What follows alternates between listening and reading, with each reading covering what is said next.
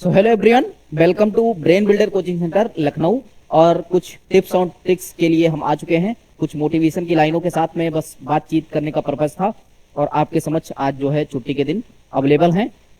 तो बस 5 से 10 मिनट का टाइम है और क्योंकि बोर्ड का एग्जामिनेशन आपका नजदीक है, हम ज्यादा टाइम जाया नहीं करेंगे। बस इतना ही बताना चाहेंगे कि आज जो हम डिस्कशन करेंगे वो सिर्फ और सिर्फ इसलिए करेंगे कि 95% का स्कोर आखिर में बोर्ड एग्जामिनेशन में बचे हुए 30 दिन में कैसे करें।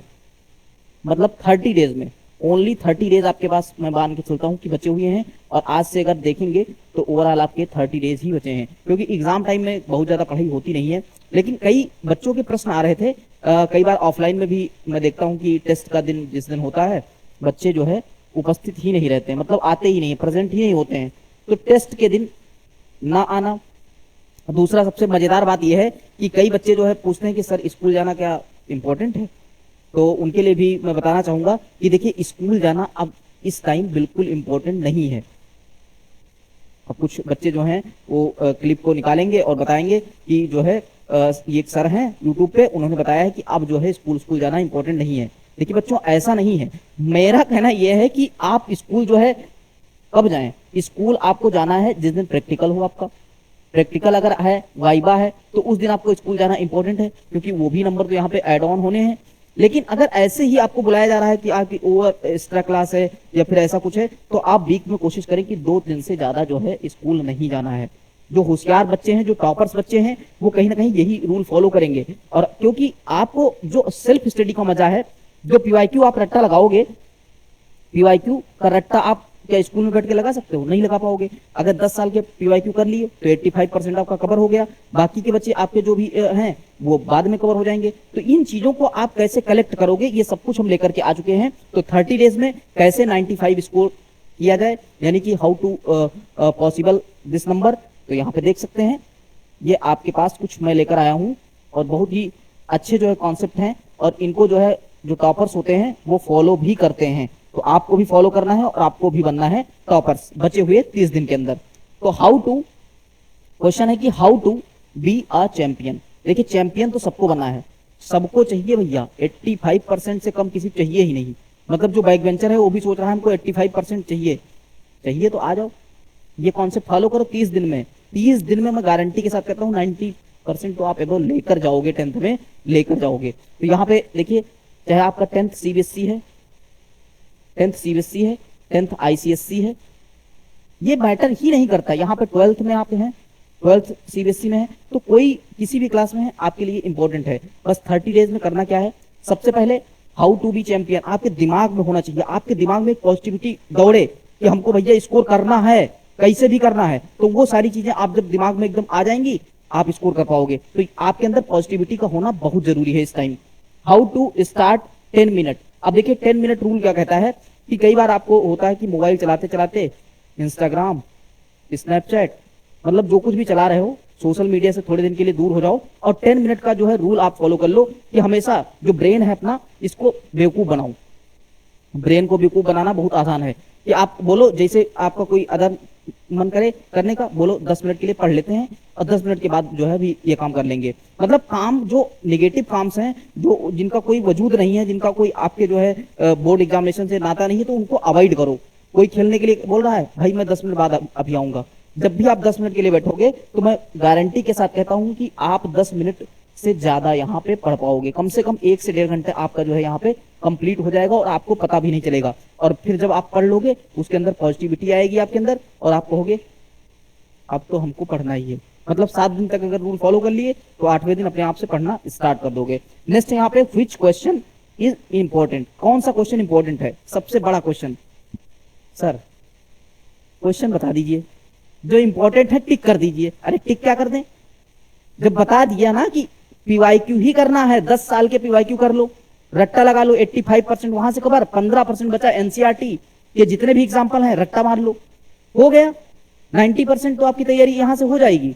बाकी आप 2-4-5% जो है आपके जो नोट्स हैं, आपकी राइटिंग है, उन सब पे डिपेंड करेंगे। 95% हो गए। अब इससे सस्ता कुछ चाहिए क्या? नेक्स्ट यहाँ पे देखो, how to study 8 hour day.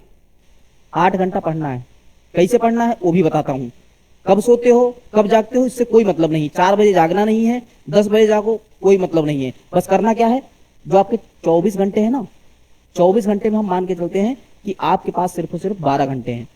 बाकी आप स्कूल जा रहे हो, कुछ कर रहे हो, उससे नहीं मतलब है। आप जब भी सो के जागते हो, कोशिश करो कि आप इन 12 घंटे को जो है 4 पार्ट में डिवाइड कर लो। 4 पार्ट में डिवाइड करना है, 3 घंटे का स्लॉट आपके बना के चलना है, तो 3 इंटू 4 हो जाएगा 12 आवर। 12 आवर में जब 3 घंटे का स्लॉट होगा, उसमें 1 घंटे आपको रेस्ट करना है ना, मोबाइल चलाना है, चला लेना। 2 घंटे पढ़ लेना, मतलब पढ़ना ऐसे कि एकदम जो आउटपुट निकले, मतलब आप प्रीवियस ईयर के पेपर को रट्टा लगा रहे हो, उसके कॉन्सेप्ट को पढ़ रहे हो, तो आपके दिमाग में जब 1 घंटे के लिए बैठो तो 15 मिनट एक बार रिवाइज जरूर करो, दिमाग में रिसाइकिल करो कि जो है क्या हमने जो पढ़ा है क्या हमारे अंदर फीड है कि नहीं है। तो उन चीजों को आप करना है 1 घंटे।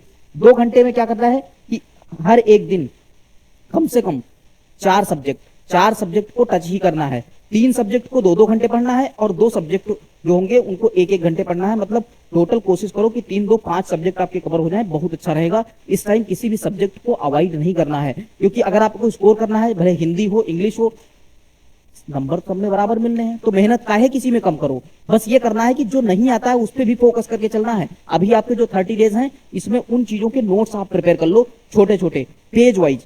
जैसे हमारे पास भी होते हैं ये नोट्स होते हैं, हम कुछ को इंपॉर्टेंट मिलता है, कोई क्वेश्चन पीवाईक्यू में देखिए इंपॉर्टेंट, बच्चों को लगवा देते हैं। तो ऐसे आपको भी करना है कि एग्जाम जब जैसे मान लीजिए साइंस का पेपर है, तो साइंस के पेपर से पहले आज भैया क्या पढ़ें, ब्लैंक माइंड, कुछ नहीं सूझ रहा है, तो अपना नोट्स उठाए 10 पेज वाला, रट्टा लगा लिए। तो वो चीजें आपको अभी करनी है। नेक्स्ट यहाँ पे अवॉइड डिप्रेशन। कुछ लोग कहते हैं बहुत टेंशन है, अरे टेंशन काहे की है, काहे की टेंशन बताओ। मतलब बड़े बड़े जो भी बड़े लोग हैं, क्या उनके 60-70% नंबर थे? कई कई तो जो है 12th फेल हैं। आपने 12th फेल मूवी भी देखी होगी, तो क्या वो जिंदगी में कुछ नहीं कर पाए? ये सब डिप्रेशन ऑपरेशन कुछ भी नहीं रखना है। मतलब वही बात है कि आप जिंदा हो ना, इसीलिए बोर्ड दे रहे हो, आप जिंदा हो इसीलिए बोर्ड दे रहे हो। तो उन चीजों को जो है बिल्कुल अवॉइड कर दो। डिप्रेशन नाम की कोई भी चीज होती नहीं है, कोई चीज एग्जिस्ट ही नहीं करती है। और ये नहीं हो कि हमारा इंटरेस्ट नहीं है, मैथ नहीं लगा पाएंगे, फिजिक्स नहीं लगा, अरे क्यों नहीं लगा पाओगे? एग्जाम में नंबर मिलने हैं ना। एग्जाम में नंबर के लिए अभी आपको सिर्फ और सिर्फ नंबर दिखाई देना चाहिए कि हम बिल्कुल 100% इस बार फोड़ के आना है, तो फोड़ के आना है। मतलब कोई डिप्रेशन नाम की चीज ही नहीं होनी चाहिए। जो नहीं आता उसी को और लगाओ, और लगाओ, 10 बार लगाओगे 11वीं बार अपने आप आ जाएगा। टाइम कम है, इसी हिसाब से बता रहा हूं। नेक्स्ट है यहाँ पे मैजिकल रूल। देखिए मैजिकल रूल नाम की एक चीज होती है, जिसको आप एक कह सकते हो कि जैसे आपने 1 घंटा पढ़ा, 1 घंटे के बाद आपको लगा कि यार कुछ तो नहीं पढ़ पाए अभी, लग रहा ब्लैंक माइंड हो गया, छोड़ दो। अगले जो 1 घंटे होंगे, उस घंटे को मान लो कि let the time is 0। Time को क्या मानना है? मैजिकल जो रूल है उसमें टाइम को हमको 0 मान लेना है कि हमने कुछ पढ़ा ही नहीं, कुछ भी नहीं पढ़ा। फिर उसी चीज को पढ़ो, दोबारा से पढ़ोगे, मैं गारंटी के साथ कहता हूं कि आपको आ जाएगा। तो अभी के लिए सिर्फ और सिर्फ क्या करना है कि 10 ईयर की किसी भी कंपनी के हों, किसी भी के हों, आप जो है आराम से बुक ले लेना, और 10 ईयर के जितने भी क्वेश्चन आए हैं उनको एकदम रट लेना। कंपटेंसी बेस्ड क्वेश्चन हो, केस स्टडी बेस्ड क्वेश्चन हो, सब हो जाएंगे। तो यहीं पे जो है बस इतना ही था हमारे पास। अगर कोई डाउट होगा तो कमेंट में छोड़ देना, उसको हम नेक्स्ट सेशन में ले लेंगे। बस हमारा कहने का मतलब है कहीं से पढ़ो, बस पढ़ना है, टारगेट अपना होना चाहिए, पढ़ना है और सिस्टमेटिक वे में पढ़ना है, पॉजिटिव एटीट्यूड के साथ पढ़ना है, और स्कोर हमको 95% का टारगेट लेकर ही चलना है।